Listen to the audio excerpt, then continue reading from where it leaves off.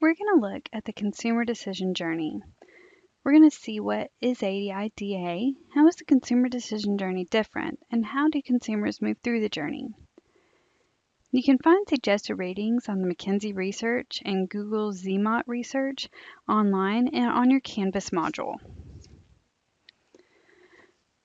The purchase funnel. The model that informed advertising decisions for decades was the purchase funnel. The purchase funnel was based on research that said that the first step in gaining consumers was to make them aware of the brand. Once people knew about your brand, a percentage of those people would develop an interest in it. They might find it something that might be useful or intriguing. Some of those people would then decide that yes, it was something that they might want to buy, while others, upon further examination, would determine that it was not something they needed. Finally, an even smaller subset would take the final step of actually buying the product, which is the action.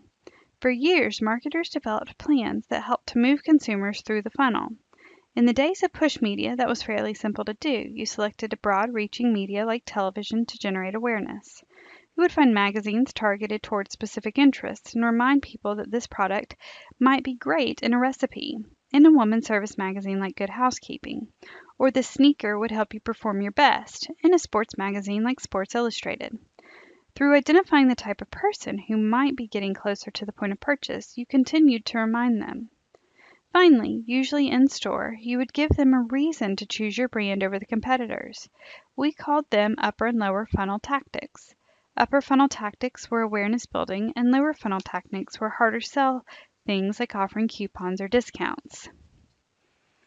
Some folks at McKinsey started questioning the validity of this long-held belief as the landscape started to change. Not only were media choices multiplying, but so were product choices. It's virtually impossible to know all of the choices in any given category. So did the funnel make any sense anymore? After exhaustive research, McKinsey developed what is known as the consumer decision journey. The most notable thing you'll see about the decision journey is it is not linear, it's circular.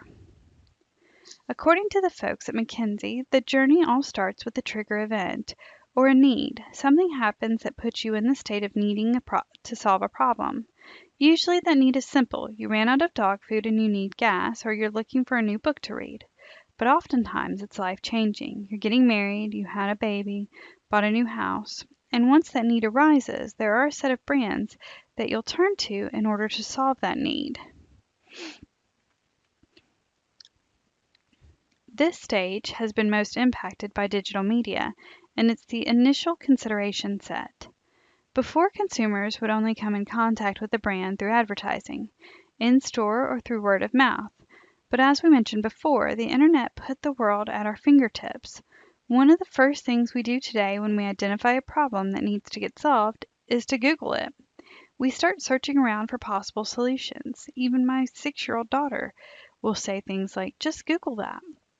We also turn to social media to see what our friends are saying, or to look to consumer reviews to see if others have been satisfied.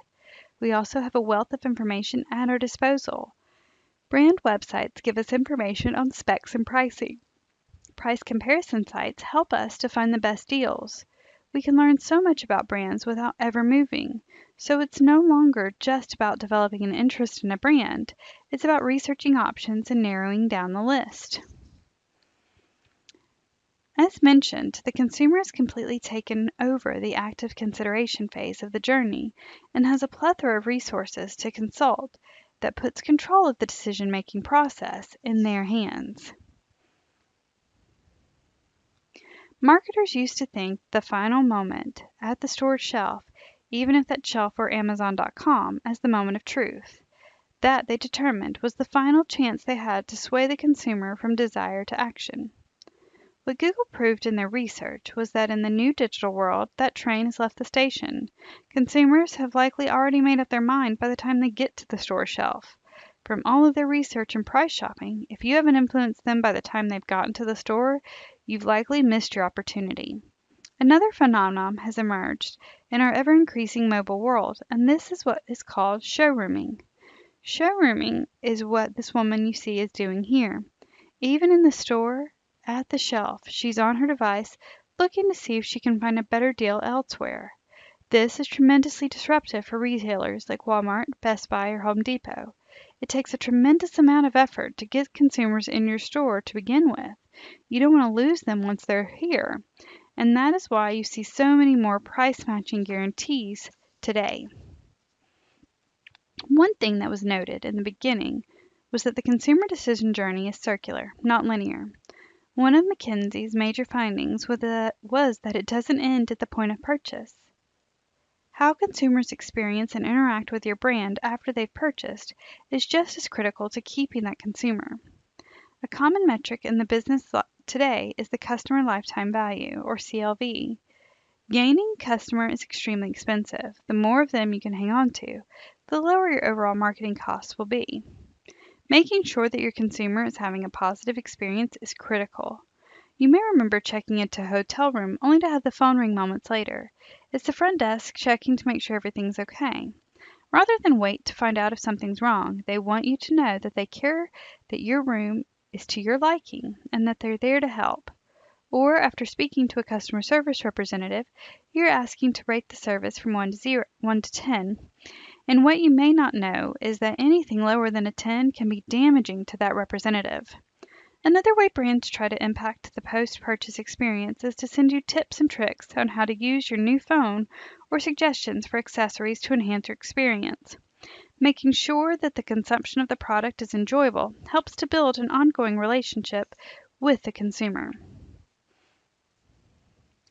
The final stage that McKinsey identified is the loyalty loop. The goal in solidifying the loyalty loop is to encourage the consumer to skip the active evaluation stage altogether.